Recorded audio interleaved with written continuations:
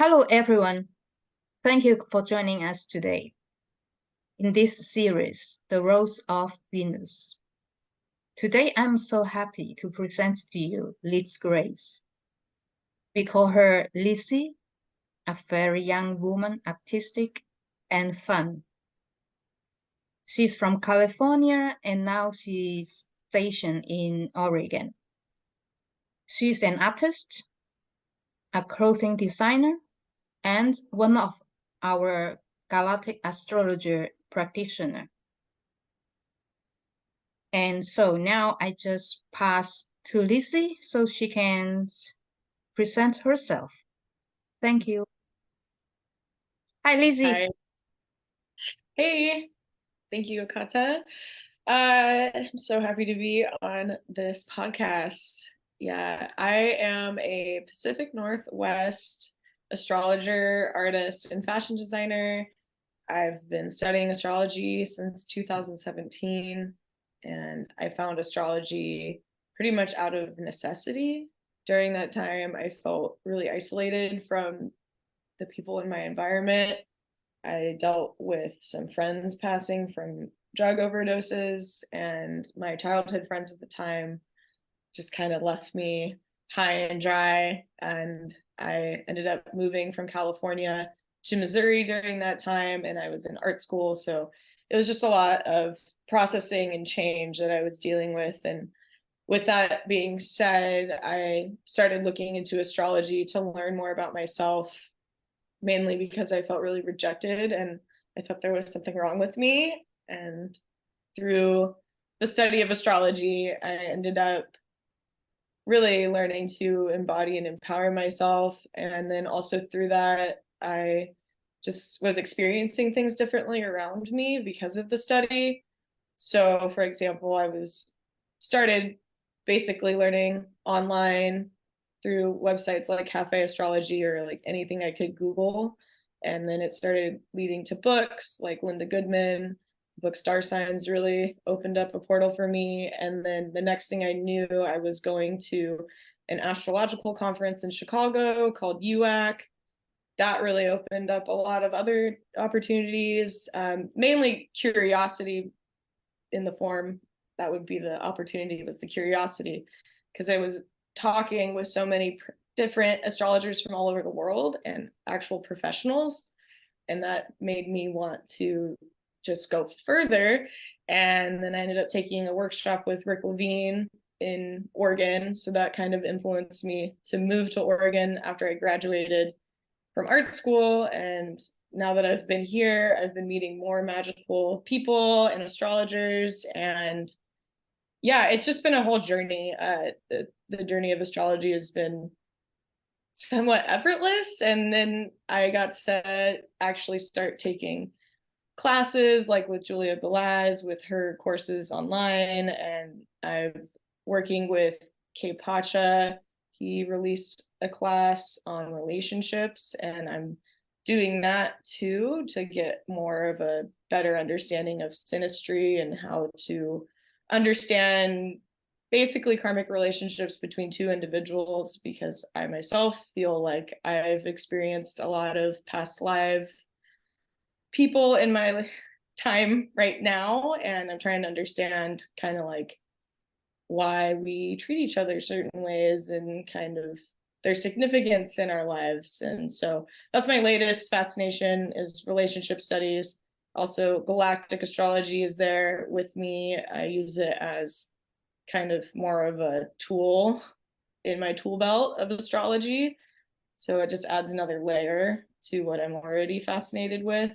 Um, I could go on forever about it. I'm also Okay. I'm also a fashion designer. I've Yes. been Yeah. making clothes since I was 11.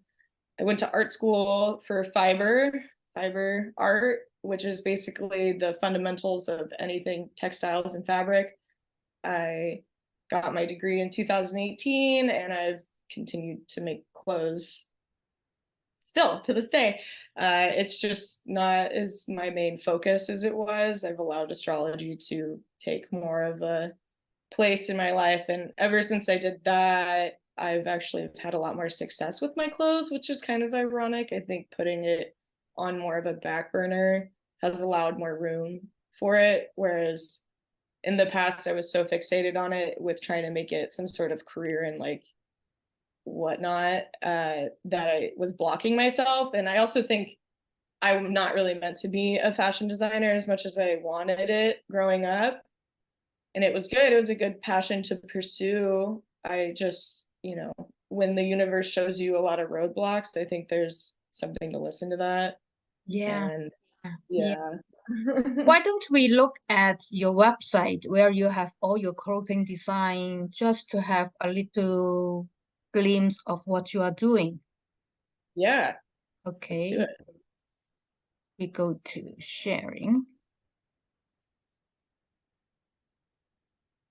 Okay, so here is where we can see some design by Lizzie, and I love it with her t-shirt and all this painting. You do it yourself, right? The painting. I illustrate all the graphics and then I silk screen them onto the garments by hand. Mm, The Mr.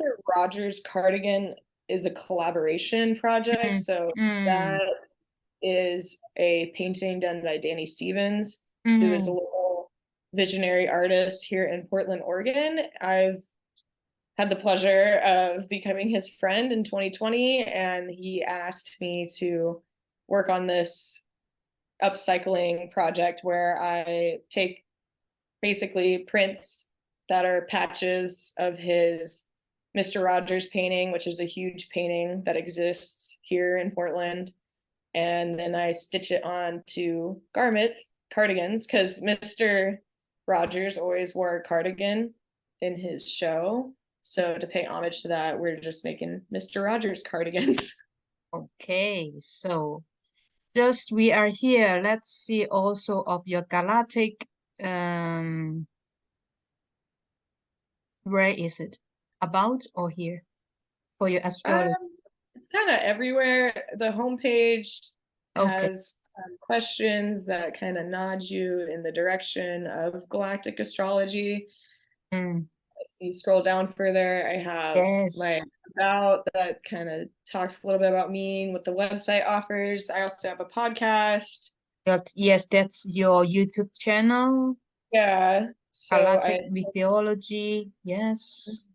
I post the latest episodes there, and then I have my astrology menu, Mm, a mm, little mini one right there with videos. yeah. Yeah. And then something else that caught my attention is when you playing fire spinning. Yeah, that's another thing I do. I like to fire spin.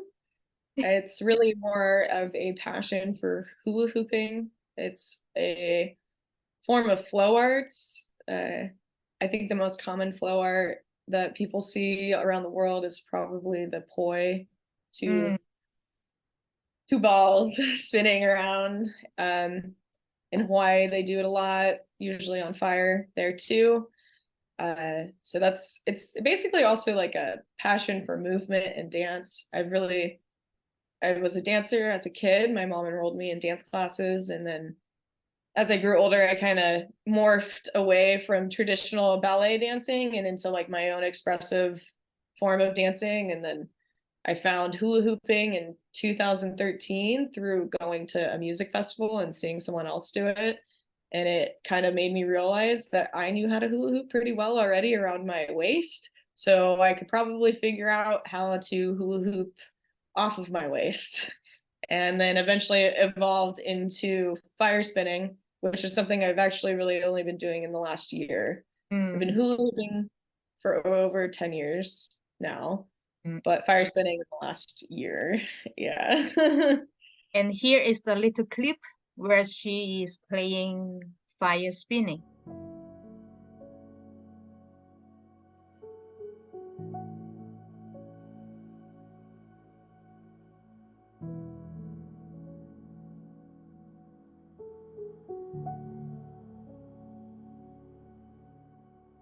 shall we go to talk a little bit of astrology? For instance, when I first noticed you, you were talking about Sirius, and is there some asteroid goddesses that in particular that you would like to talk a little bit? Yeah, so I love Ceres. She's great. I've already kind of explored a lot of her mythology. I did learn another layer recently, but I think another goddess that I've been really fascinated with is Juno, Wow. and understanding her archetype and learning how to heal the archetype of Juno in our collective consciousness so that we can ultimately move into a more balanced expression of masculine and feminine polarities. And I say this because Juno is Zeus's wife, and she has several ways that she became that. So, as in, there's different stories. None of them are very good. Yeah, They but don't. I think the main theme of Juno is being a wife that is being betrayed from Yeah, forever. yeah. So if we go back before the rise of the patriarchy, so this is before like Greece and Rome, Mm. we had basically cults of Hera. So it's kind of drawing upon this more matriarchal expression of how we lived our lives as humans. And so with the more of the feminine mysteries involved with Hera and all that, when Zeus or the patriarchy became into power, Zeus kind of manipulated and brought down the feminine mysteries and controlled them. And we see this in the mythology of Hera when she is tricked to marry Zeus. And so that's basically a symbolism of being overpowered by the masculine force to take its own power. I mean, to bring down the feminine force so the masculine force can basically dominate. And so we see this like over and over in history, kind of this conditioning with mythology, especially Greek and Roman mythology, where the feminine is being consistently put down or manipulated in some way. You even see it in Ceres mythology when Persephone gets taken down to the underworld. It's once again another expression of masculine dominance. Unfortunately, putting down the feminine and the feminine taking it. So with Hera, her whole thing is devotion in relationship and sacred marriage, and that at its highest octave is that. But unfortunately, like the way that the patriarchy has taken that is you have to be that way. It's not a choice anymore because Hera's choice was taken away. So with all that being said, I feel we need to learn and see these patterns, especially when we explore like the goddesses, the asteroid goddesses, and really look at their mythologies. You'll see this repetitious pattern of what I already mentioned, the feminine in some way being overpowered, and then basically just compromising and being okay with it. And to me, I feel when we learn about mythology and we don't necessarily demonize it, because like for me as a woman, when I learn about that, it hurts me. Like it makes me sad, and that really used to be kind of like my motivating force when I was a child growing up. Not that I was interested in mythology like I am now, but as a woman growing up in America, like I felt really binary, and it influenced me to act creatively, but it was kind of a negative thing. Whereas now when I experience like sadness for stuff like that, I'm trying not to look at it so polarized and see it like how it's really a reflection of conditioning to try and get us to move into this patriarchal state. And I know that we needed to experience this polarity on the other end, the more physical state and not the emotional state. But we're moving into a place now where we need to recognize that all that happened out of necessity to kind of condition us into where we are right now. But we can look at those patterns, and now how can we heal that? And I feel like, especially with thinking of Hera, that brings in Zeus. And I kind of am starting to realize that I think like our biggest thing is healing Zeus. So as much as we need to heal Hera, we also need to heal Zeus, because I think it's really Exactly. terrible Yeah. to realized all the infidelities he did towards Hera and all the children that he had outside of Hera, because Zeus and Hera actually never, I think they had kids, but they were not, it's like this Who's weird Pallas Athena? Isn't she the Pallas daughter? Athena was born from Zeus's head. So So they it's had not from children, but Hera. they never had children Yeah. together. So that's like the Okay. whole thing. They both Yes. had their, like Hera had a series of kids that she had birthed independently of Zeus, and then Zeus had a series of kids that he had birthed Mm. independently of Yeah. Hera. And they never actually had biological children, I believe, which adds like another layer to the separation Mm. of that. They're not really unified. They're both like wounded versions of female and male energy. Yeah, it's like they are married in terms of contract, Of but not contrast. in a soul level. No, So, yeah. but I think also now with astrology, with Galactic Astrology, we get the chance to, I won't say reinterpret, but bring out and the other side of the meaning, as you say before, like, that is how it has always been explained to us, all this mythology, the story side of it. But the story was told by man. Hmm. And now we have this opportunity to bring out another side of the story. And even looking at the same story, we have a different kind of interpretation with with a more feminine side. For instance, for me, I am obsessed with Black Moon Lily. That Hmm. she has been portrayed so negatively, but at the end of the day, I think yes, you can portray her as a very negative figure, but at the end of the day, she is someone that knows what she wants, what she Hmm. stands for. There's no bending knees with her. And that is somehow we also need to recognize that it's just not the left side, but there's also the other side that we have to look at in order to help us to heal, not just for us as women, also for men. The masculine side inside us also needs to be healed. Hmm. And yeah, and I think all these mythologies, asteroid goddesses, and all these stories really interesting. Yeah, so this very interesting conversation on asteroid goddesses. Why don't we go in a little bit of North Node, South Node that has a very special essence of it regarding our karmic past and the future direction that we can go towards. Hmm. And yeah, Lizzie, you want to start? Yeah, so lunar nodes in a natal chart are north and south nodes. They reveal our past lives and our future destinies. And I personally really like diving into them because I feel like when we look at past lives are basically rhythms that we carry forward.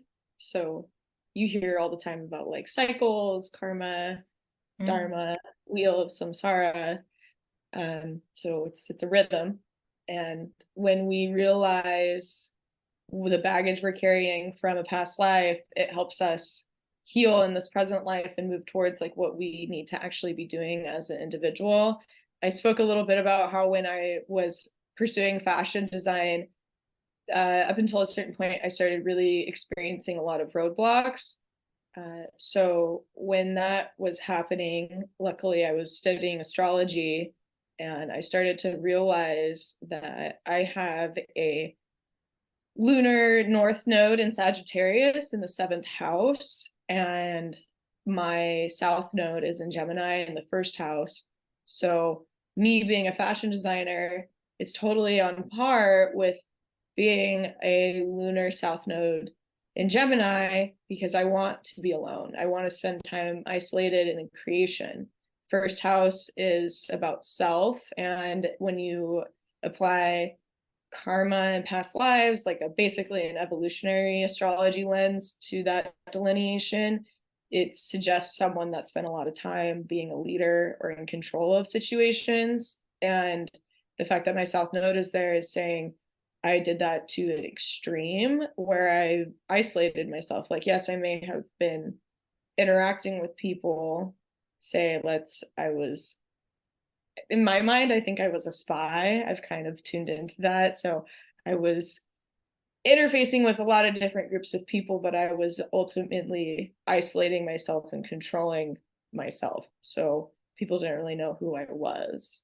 And bringing that forward into this life by pursuing visual arts essentially as a child and being shy and kind of isolating myself through that visual arts and not really using my words, I identified with wanting to be a fashion designer because I felt like clothing was expressive and it allowed me to be contained and hide from people essentially.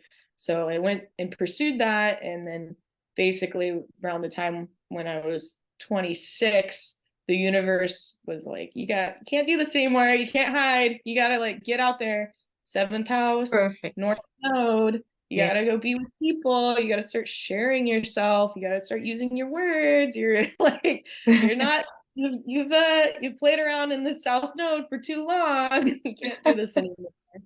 So yeah, astrology being there for me has helped me embody that and realize that. And as I've continued to open up and start using my voice more, like the whole podcast thing was a huge challenge for me, especially with like what I said. I identified as being shy growing up. I hid behind visual arts. I can basically entertain myself all day making art, but that's not what I'm supposed to be doing. And so using my voice, stepping into that and interacting with people has been honestly really, really awesome because I'm more in tune with the universe. And I feel like it's a reflection that like the proof is in the pudding in astrology. And when you really start looking into the subtleties of like a north and south node, you will start like energizing and magnetizing your destiny a lot better. And the thing about the north node is it's uncomfortable. So destiny sounds super magical and kind of I think I of like like to shy. say future direction instead of destiny. Yeah, It's more like an indication where we can go towards. Yeah. yeah, but it's not comfortable. So Yeah. it's exciting and Yeah. shiny, but it's hard to get to. And I Mm. think one thing, like I was saying, it's really actually difficult for me to use my voice and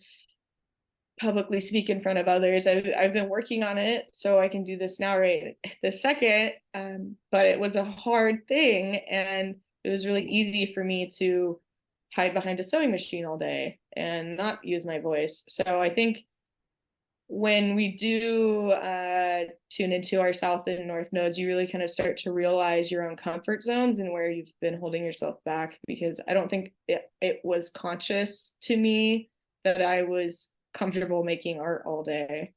And because it's a pleasure, it's a joy for me. And yeah, we need to follow our joy and our hearts and all that, but you got to be like really pushing yourself. And I think the universe really growing up too was trying to get me to use my voice, and I was just evading it. Mm. And yeah. I think the South Node and North Node is like the South Node is who we are born with, the characteristic, the karma that we bring with ourselves from past lives, and that we feel comfortable for a certain part of our life. And then at some point we will feel like either the universe or from within that we feel that is not enough. We need to find something more, and then we work towards the North Node. And ultimately, we go back in both directions, joining in the middle of our wheel, that to find the equilibrium between the North and the South. And that's how we become whole, that embrace the past and the future. Yeah. Yeah. Yeah, neutral points are seem to be a continuous spiritual lesson. Yeah. Mm. Yeah. The past isn't villainous. It is a place that we're coming from.